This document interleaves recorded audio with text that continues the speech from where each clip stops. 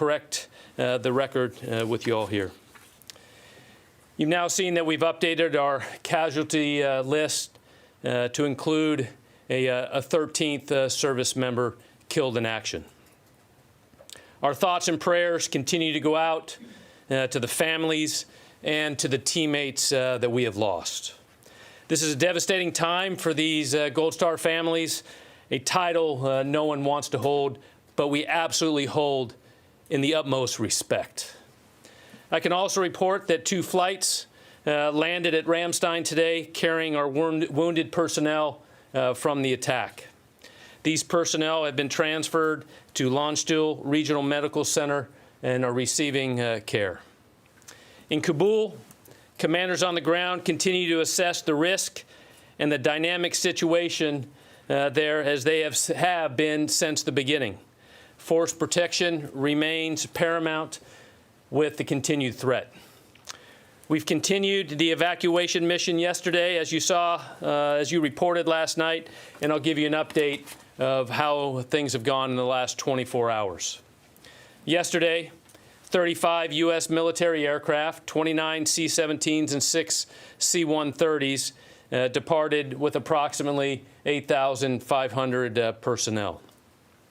Combined with 54 coalition aircraft departures, an additional 4,000 personnel left Kabul for various intermediate staging bases.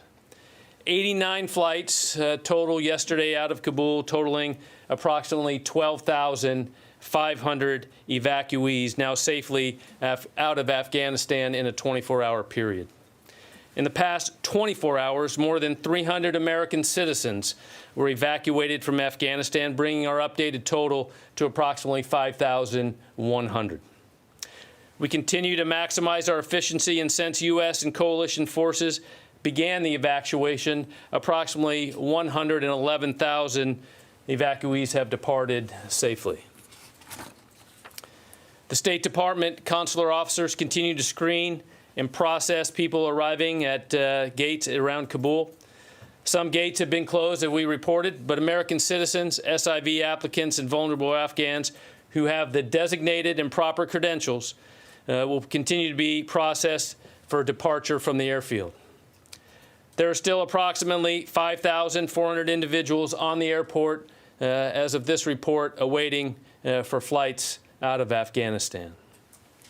We have the ability to include evacuees on U.S. military airlift out of Afghanistan until the very end. The Department of Defense has the continued responsibility to support the State Department in the ongoing movement evacuees through our intermediate staging bases and safe havens all the way to the United States in the coming days and weeks. On that topic, here's a quick update on the military installations in our safe havens and staging bases in CENTCOM and EUCOM that are helping transition all these flights. CENTCOM locations, including Al Udeid Air Base, steadily receive, process, and transfer passengers to follow-on locations in Europe and the United States. Today, EUCOM will receive about 19 flights and approximately 5,000 passengers in Germany, Italy, and Spain, including the Naval Station Rota. In turn, 6 flights will transport about 3,300 people from Europe to the United States. I cannot say enough how important the contribution of our allies and our partners has been in this massive global operation. Additionally, more evacuees continue to arrive stateside and are moving to designated installations throughout NORTHCOM. The NORTHCOM Commanding General, General Van Herk, will provide a more focused briefing on this extensive effort in his brief later today. In conclusion, I'll reiterate what General McKenzie said yesterday. There are more than 5,000 U.S. service members in harm's way, saving as many people as they can. It's a noble mission. We have seen firsthand how dangerous that mission is, but ISIS will not deter us from accomplishing this mission. We appreciate your thoughts and prayers for all of our service members who are carrying on this mission today. Above all, we remain focused on evacuating American citizens and other personnel designated by the Department of State, safeguarding the lives of those whom we are providing assistance and keeping American troops safe. Thank you.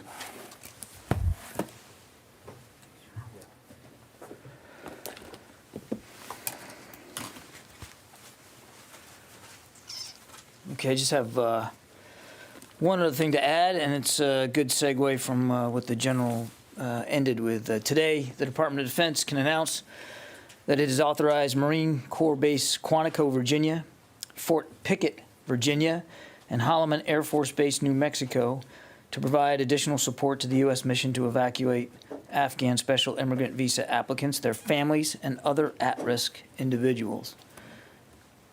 These installations join Fort Lee, Fort McCoy, Fort Bliss, and Joint Base McGuire-Dix in providing this support. The Defense Department will continue to support the State Department in providing temporary housing, sustainment, and support inside the United States for a capacity of up to 50,000 Afghan special immigrant visa applicants, their families, and other at-risk individuals. U.S. Northern Command will coordinate the details of all this with the State Department, the Department of Homeland Security, and, of course, the Department of Health and Human Services as necessary.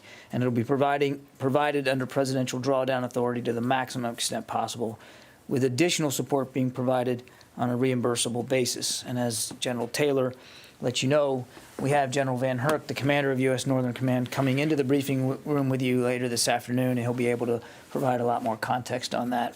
With that, we'll take questions. Lita. This is probably for the general. The president has said he wants to vow basically to get back at ISIS. How difficult will it be for the U.S. military to do that type of operation, considering the lower number of troops and the difficulty in getting intelligence on the ground? And then, I don't know if this is you or John, can you just talk about the number of people that we'll see getting processed over the next several days? Is that number going to gradually go down? Do you have out the number of people you think you're going to, or what's your ballpark estimate? Yeah. All right. On the first question on our capabilities and abilities to protect ourselves, or to also to conduct the strikes, as you said. As I've said all along, we have resources with the CENTCOM commander and with the commanders on the ground, and the capabilities to allow us to execute any type of those operations as those are required to do.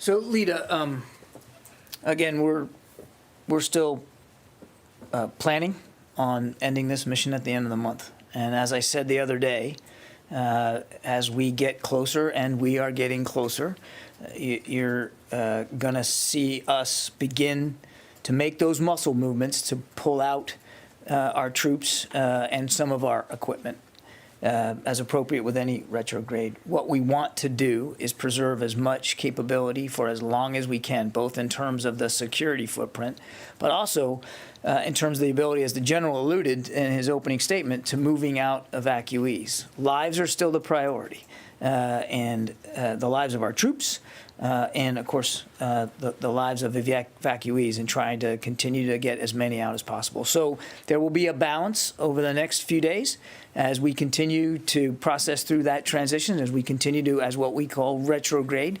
And I can't give you a specific number on any given day, but I think you'll see us adjust as necessary to make sure that we're achieving that proper balance. But we will be able to fly out evacuees right up until the last moment. That's going to be the goal. And if I may, you didn't ask this, but I want to take the opportunity to convey to all of you that, as we did before, when we began a retrograde, a withdrawal back in April, we were very judicious about the detail that we were putting out. And I just want to level set with all of you that you're going to see us become more judicious now going forward as we get closer to the end of the month about what information we're giving you in terms of how many troops on the ground. I would not expect us to be giving that number out in going forward, and what the capabilities are, and where they are, and what they're doing. We're going to be very, very mindful of the operational security element of this, and I think yesterday is a stark, grim reminder of why that's important going forward. I know that's not what you asked, but I wanted to take an opportunity to get that out there. Jen.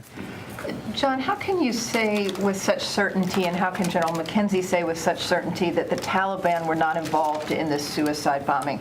I understand that you're reliant on them for protection around the airport, but are you ruling out them being involved because you're so dependent on the Taliban right now? Actually, I didn't hear General McKenzie put it that way, Jen. In fact, I think in one of the questions he got, and I think it was Idris's, he said, Idris asked, was there a failure? And the general said, of course, there was a failure somewhere, obviously. And he even alluded to the fact that it could have been at a Taliban checkpoint. So we've not been certain about that at all. There'll be an investigation. We'll try to learn as much as we can about what happened. And I really don't want to get ahead of that process. And in terms of ISIS-K, how many ISIS-K prisoners were left at Bagram and are believed to have been released from the prison there? And why weren't they removed before the U.S. pulled out to some place like Gitmo? Well, I don't know the exact number. Clearly, it's in the thousands when you consider both prisons, because both of them were taken over by the Taliban and emptied. But I couldn't give you a precise figure. And as for emptying out, remember, we were turning things over to Afghan National Security Forces. That was part of the retrograde process, was to turn over these responsibilities. And so they did have responsibility for those prisons and the bases at which those prisons were located. And of course, as the Taliban advanced, we didn't see the level of resistance by the Afghans to hold some territory, some bases, and unfortunately, those were bases that the Afghans didn't hold. But all of those responsibilities were turned over in accordance with the retrograde plan back from April. Idris. I think this is more for the General.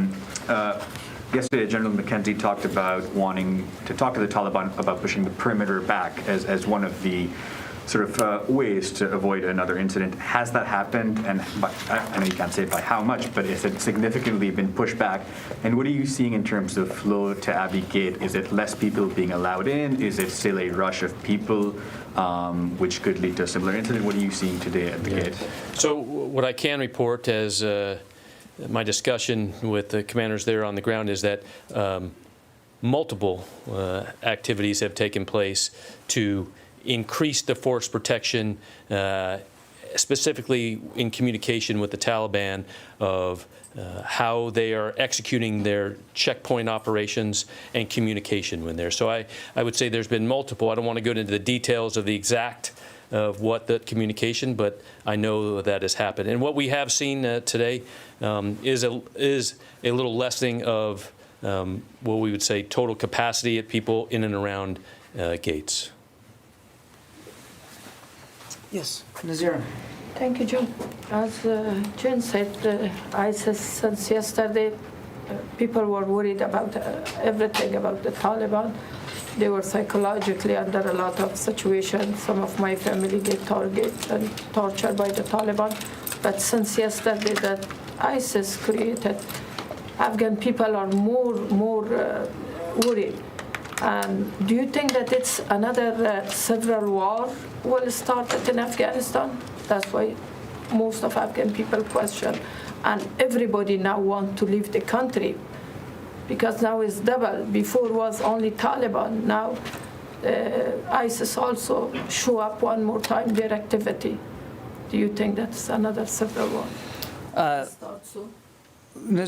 Before I try to answer that question, I do want to take the opportunity on behalf of the Department of Defense to also make sure that we express our condolences for the Afghan people who suffered in yesterday's attack. We know that there were a number of killed and wounded Afghan civilians at the airport, and that there are families that are dealing with the same devastating, terrible news that now Gold Star families here in the department are dealing with. So again, on behalf of the Secretary, we offer our condolences and thoughts and prayers. I wish I had a crystal ball. I wish we could know for sure what's going to happen in Afghanistan. We don't. We obviously don't want to see the country torn asunder through civil war. But that's why whatever the future of Afghanistan is from a governance perspective, we're going to stay engaged with the international community to make sure that Afghanistan's leaders are held to proper account for the way they are governing, and that Afghanistan's neighbors also try to play a constructive, productive role in whatever the future of Afghanistan is going to be. Though we will not have a military presence there, the United States government will still want to see what we can do in the international community to make sure that that Afghans can have the best of all possible outcomes for their future. But I think it would be foolish for us to try to be too predictive about what's going to happen right now. You will not change the policy again to be involved again in Afghanistan? The Commander-in-Chief has made a very clear decision that it is time to end America's involvement on the ground in the war in Afghanistan, and we're going to execute that decision, as we should. David. John, for the record, would you clear up the confusion over the service affiliation of the dead?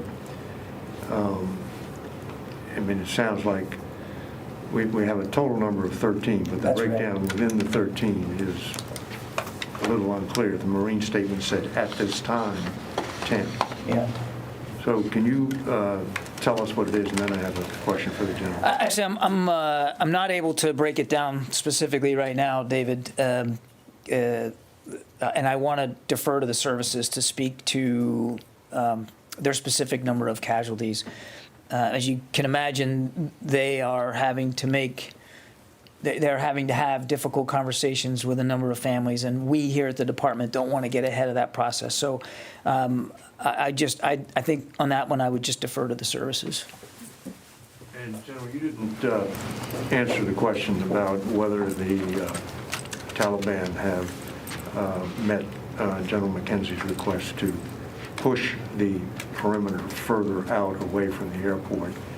And he also said that he was going to ask them to close some specific roads. Have they done? Sorry if I didn't add that level of specificity, but I know those, just exactly what General McKenzie had said, had been passed to his commanders to have those discussions with the Taliban to take not only those specific measures as he mentioned there and you mentioned, but other activities that will increase the security and the facilitation of those getting through. So, Do you know if that happened? the discussions? No. I cannot report at this point what actions the Taliban have taken in the last, but I know that those discussions are happening and that have happened. Okay, I gotta get to the phones a little bit here. Laura Seligman, Politico.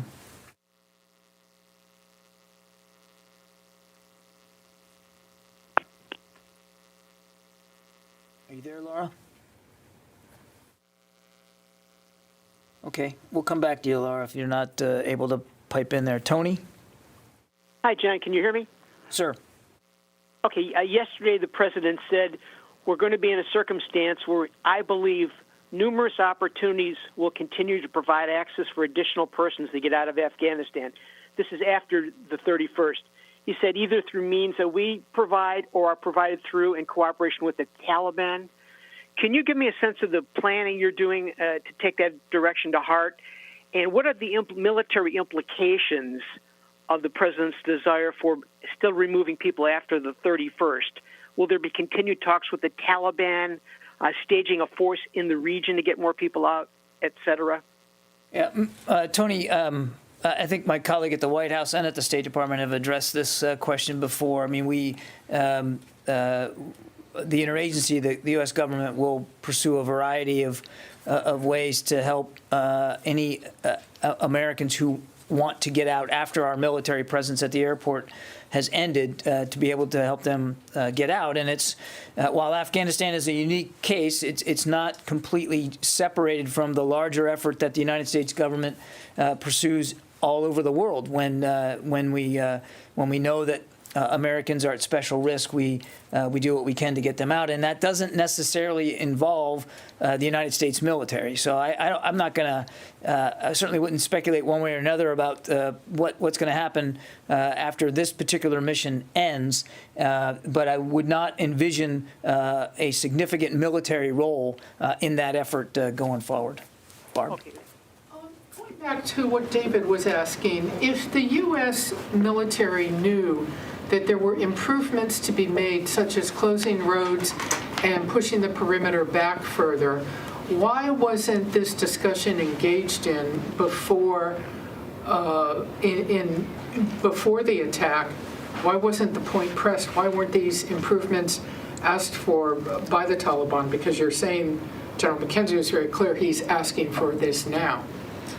Barb, I would tell you, from the very get-go, even before we had a specific threat assessment, force protection was of paramount importance to General McKenzie, certainly to the Secretary, and I don't want to speak for the chairman, but I think I can for General Milley as well in this regard. I can tell you that from the very beginning, force protection was always at the front of everybody's mind. And force protection, as you well know, particularly in a dynamic environment, is something that changes all the time. And so as we got more information, we made adjustments to force protection measures to try to do the best we could at what we thought were the specific threats we were facing. And you heard the general talk yesterday about even Overwatch in the air.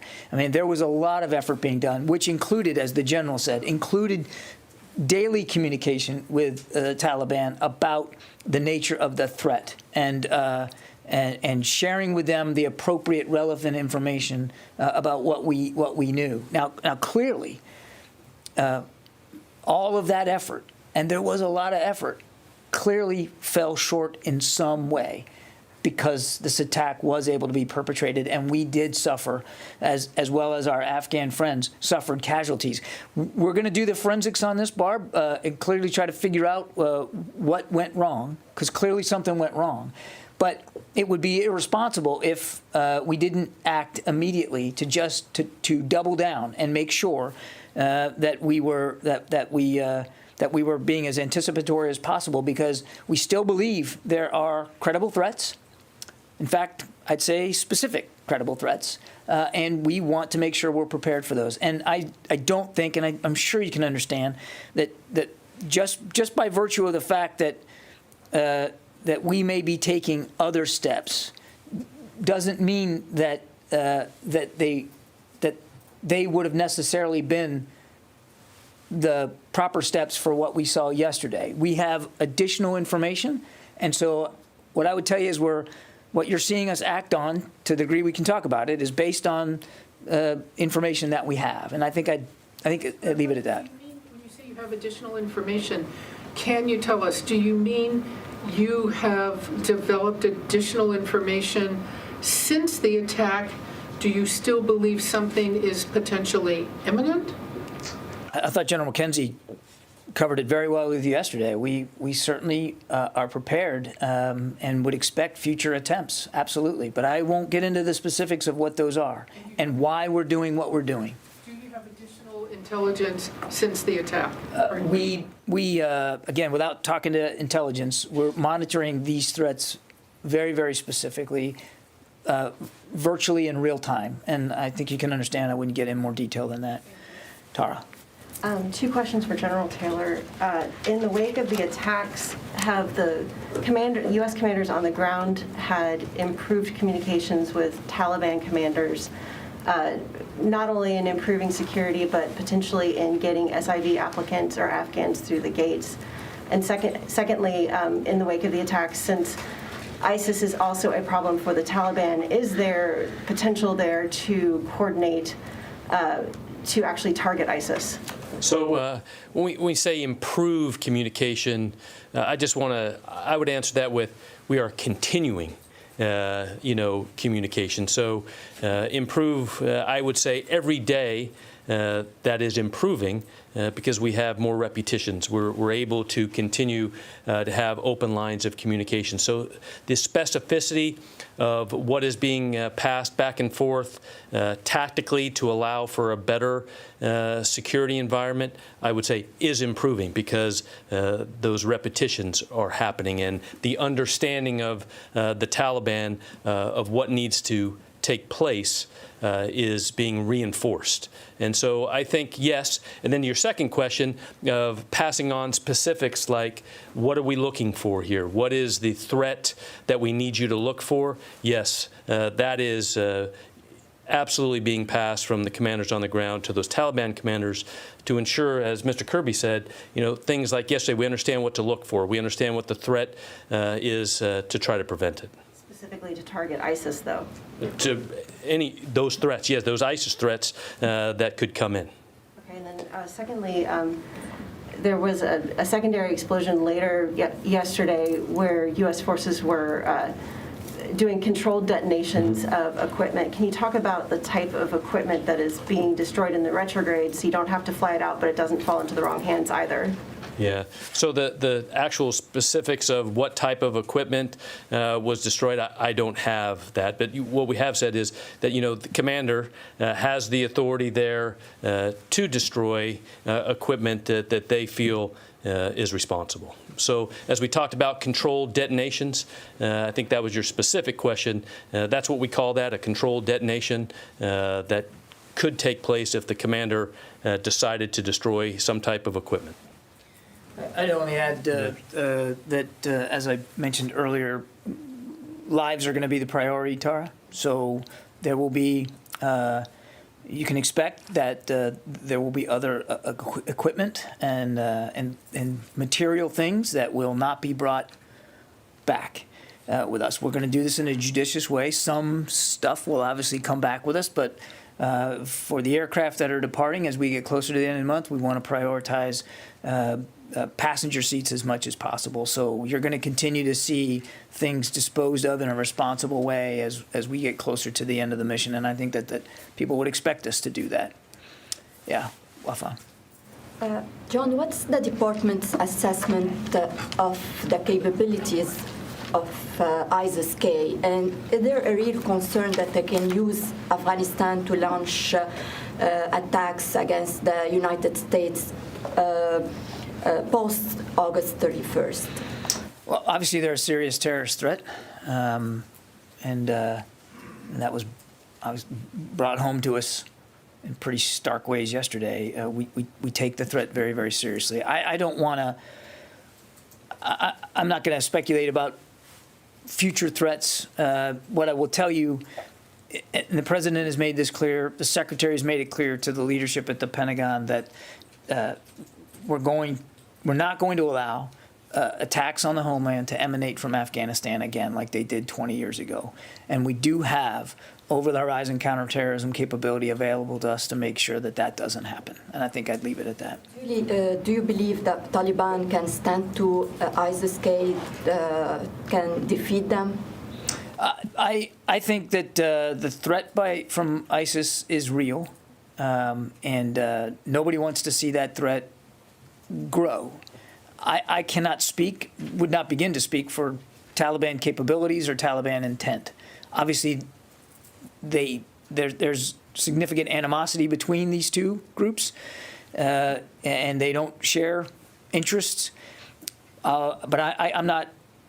It would be foolish for me to try to predict the degree to which what operations the Taliban may conduct against ISIS-K. All I can tell you is the direction that this department has is to not allow attacks on the homeland to emanate from Afghanistan again, and we are committed to that, as well as counterterrorism operations elsewhere around the world, because the threat has metastasized outside Afghanistan to other places where we also have to maintain a focus and a degree of over-the-horizon counterterrorism capability. Let me go back over here, in the back there.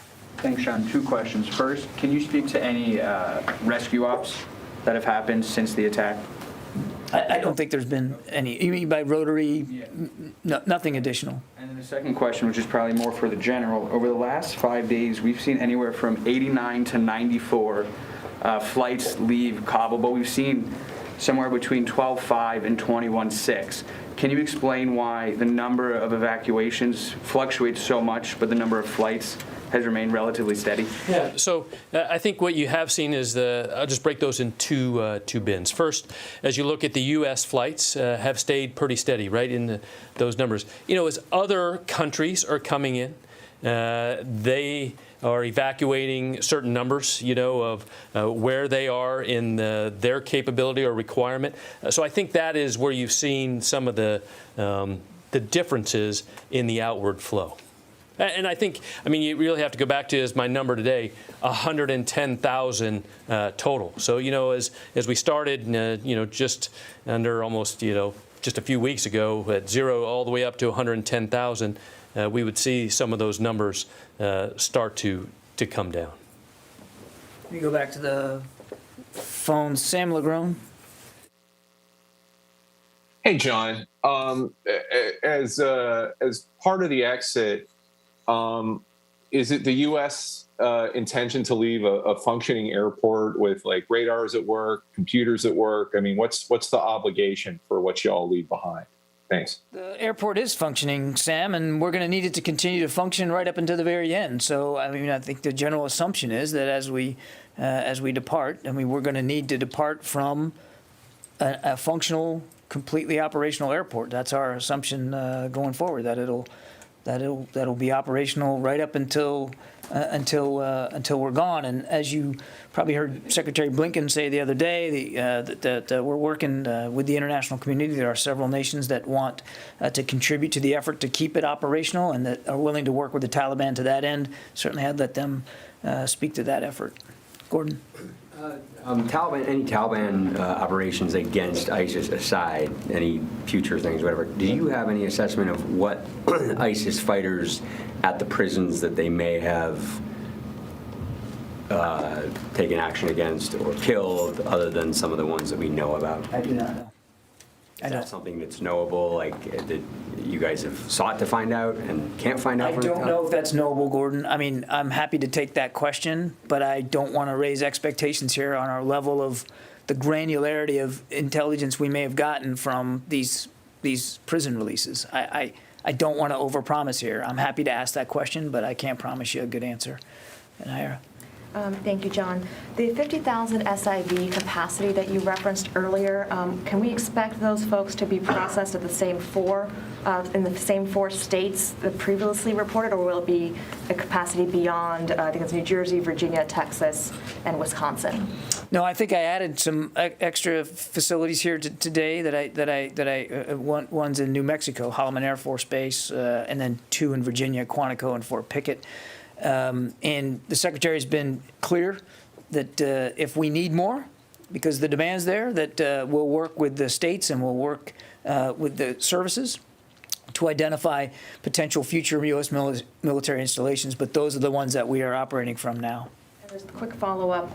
Currently, it's a 14-step process to get an SIV application validated. Given the security challenges yesterday, is there going to be a change in where those are processed? Are folks being processed overseas and then brought to U.S. bases for, final relocation? I honestly can't answer that question either. That's really what for the State Department. They run the SIV process. It's not a Department of Defense equity. Janie? Thank you, John. May I ask the General, please? Thank you. Sorry, next time I will bring more for you. Well, President Biden said that also let me take care of this. President Biden said also the General McKinsey said yesterday that he had consulted with the international partners.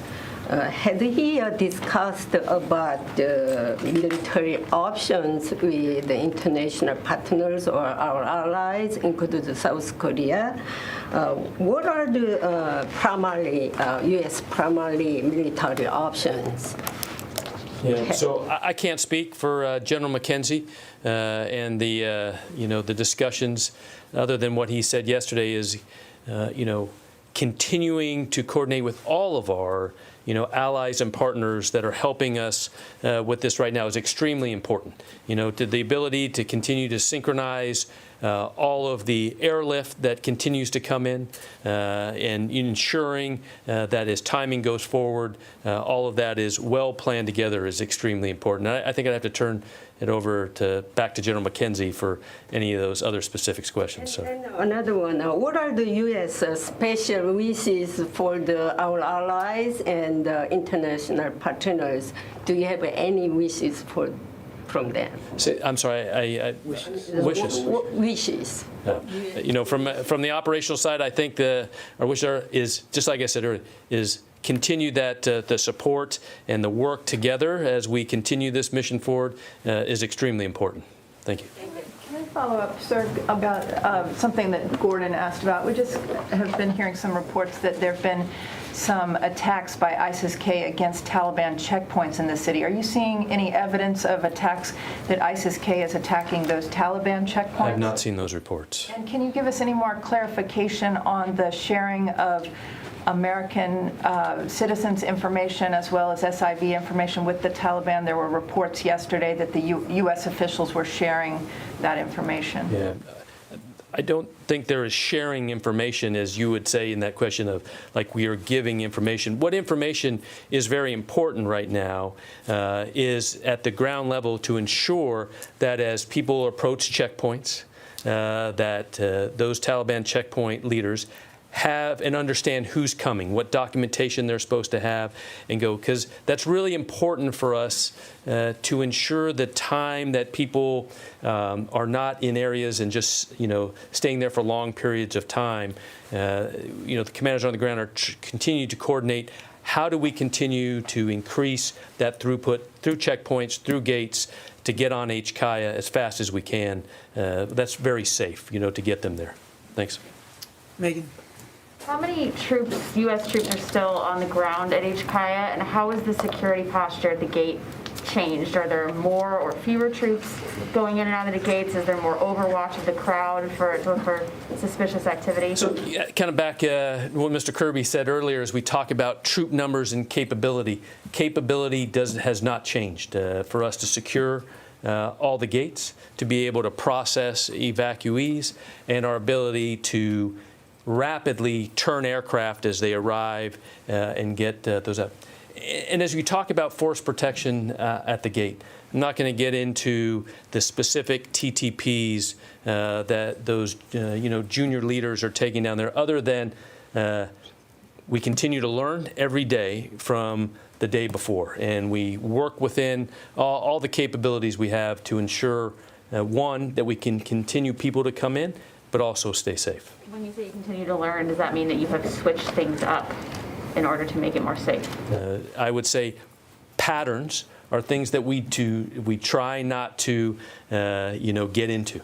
So, I would just tell you, as the most simple operational piece there, we're always doing things that we can to keep us safe and not create patterns. I'd only add to that, Megan, as I mentioned to Barb, we still have active threat streams, and we're taking steps that we believe are appropriate to those streams. And I think I'd leave it at that. And I want to foot stomp the boots on the ground number. As the general mentioned in his opening statement today, more than 5,000 today. We are not going to get in going forward to a daily count of what's on the ground. Just going forward, as we get closer now to the end of the month and the end of the mission, you don't expect daily updates on what exactly how many troops are there at any given moment. Mike? Yeah, now, when you say that there's going to be an investigation into what happened yesterday, were you talking about a full, like a criminal inquiry with forensics people on the ground and interviewing possible witnesses? Who would be doing that, and how do you do that in the middle of a war zone? I wouldn't characterize it as a criminal investigation, but it'll be as comprehensive as General McKenzie needs it to be to try to do the forensics here and figure out what happened. And what we can learn from it going forward. It'll be a very complete, thorough investigation. I will leave it to General McKenzie to describe for you sort of the architecture of what that's going to be. But it's not like we haven't sadly had to do this before, and we know how to conduct these investigations. Yes, sir. You. Thank you very much, Mr. Kevin. My name is Mushfiq Al-Fazl. I'm representing Names Communication Network, NCN. Is U.S. service members doing incredible job with sacrificing their life? With consideration of that, my question is few strategic. Do you think the removal from Afghanistan, it will reduce your control within the Asia and the Pacific, the U.S. control? So for you and the general. It's not about U.S. control in the Indo-Pacific. It's about protecting our country from threats and challenges that emanate from that part of the world, and it's about revitalizing our network of alliances and partnerships to help our partners in the international community do the same. That's why the Secretary's first trip was to the region. He just came back from the region. The Vice President just returned literally this morning from the region. We are laser focused on the Indo-Pacific and the security challenges as well as the opportunities that are there. It's not about U.S. control. It's about U.S. partnership. Sylvie, you've been very patient. I know you don't want to speak about the details of the circumstances of the attack, but can you tell us if it was at the gate itself or in the middle of the crowd or at a checkpoint?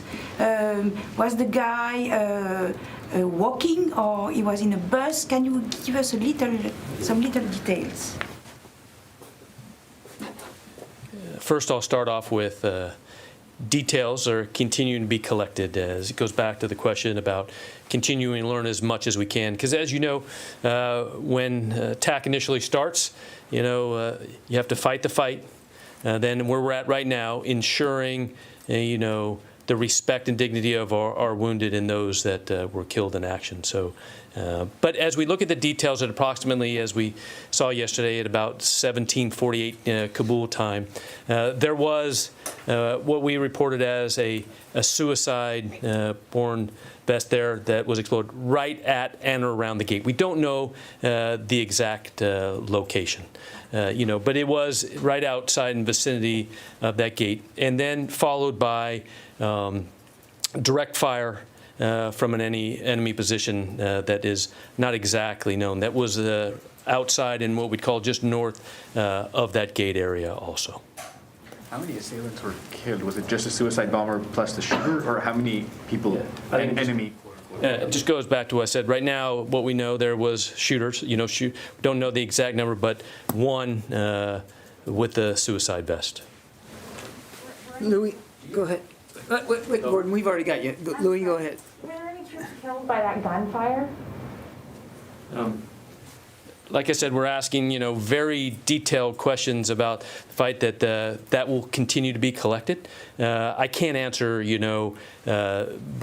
numbers of that's just, I would say, that could come out. But just knowing the facts, the incredible, devastation that happened there, I think we should just leave it there.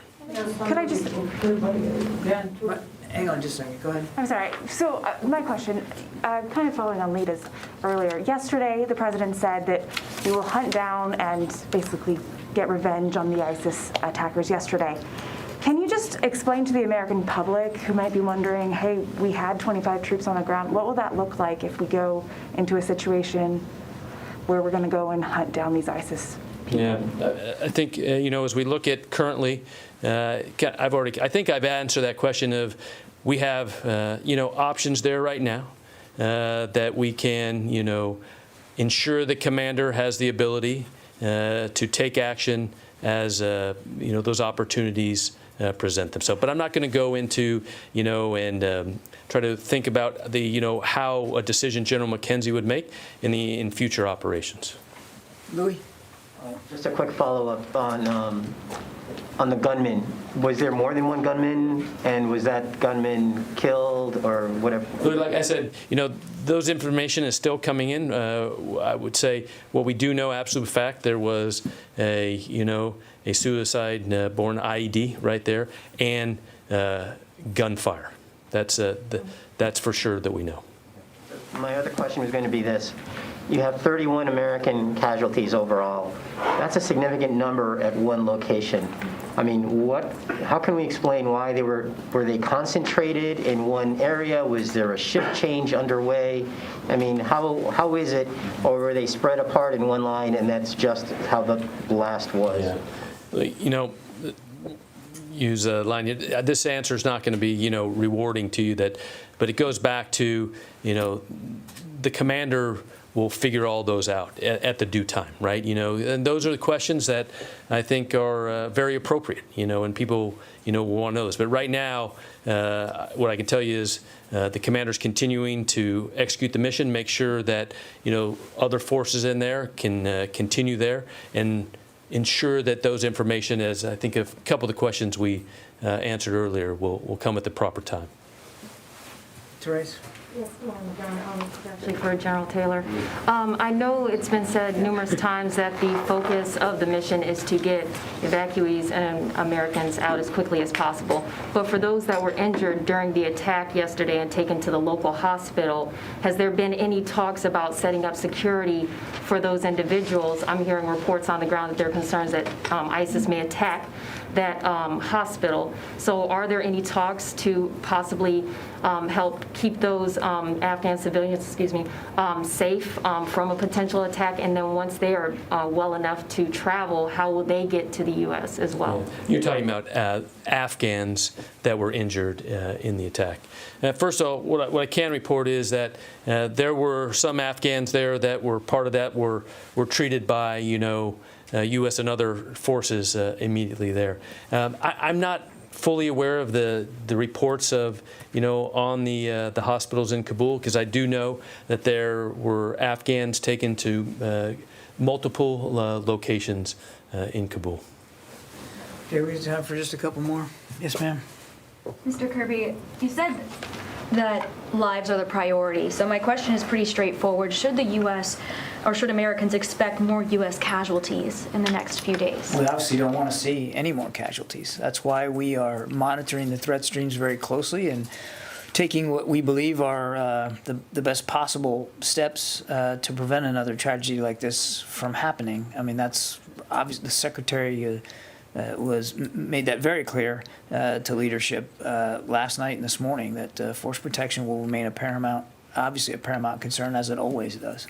And just to add to that, apparently there's a bottleneck at Dulles Airport with the U.S. airlines coming in with refugees at Dulles Airport. Are you aware of this, or refugees being stuck on the tarmac for hours and hours? Yes, we are aware of those reports, and they have proven accurate in the last couple of days.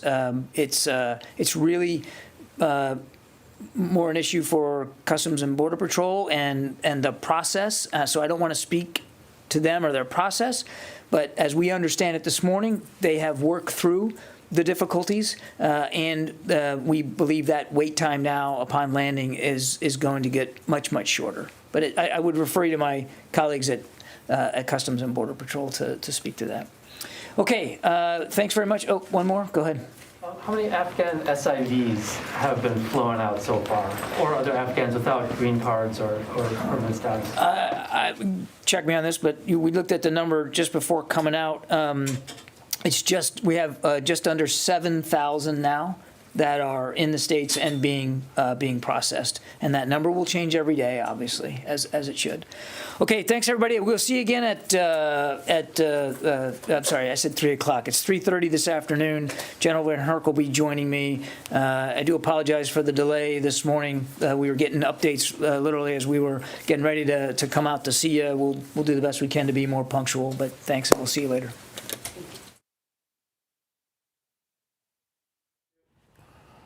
All right, you've been watching a briefing there by the Pentagon spokesperson, Admiral John Kirby, and along with the military leadership there, giving up some updated numbers on what is actually happening on the ground in Afghanistan. 12,500 evacuees over the last 24 24-hour period.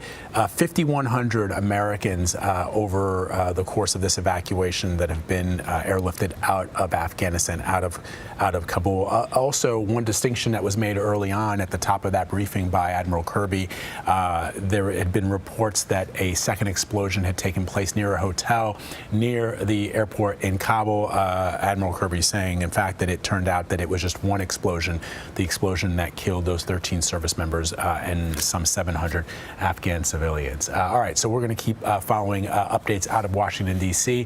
For more on what is actually happening on the ground in Afghanistan. But for now, let's talk about what President Biden is doing, holding a high-stakes meeting with Israel's new prime minister at the White House.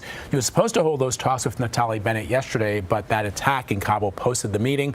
The two are set to clash over the Iran nuclear deal. President Biden has said he wants to rejoin that landmark agreement, but Bennett is expected to push back, arguing the move would empower Iran and make Israel, and in fact the entire Middle East, more vulnerable. 7 Capitol police officers are suing former President Donald Trump and right-wing groups over the January 6th insurrection on the Capitol. The lawsuit accuses Mr. Trump, the Proud Boys,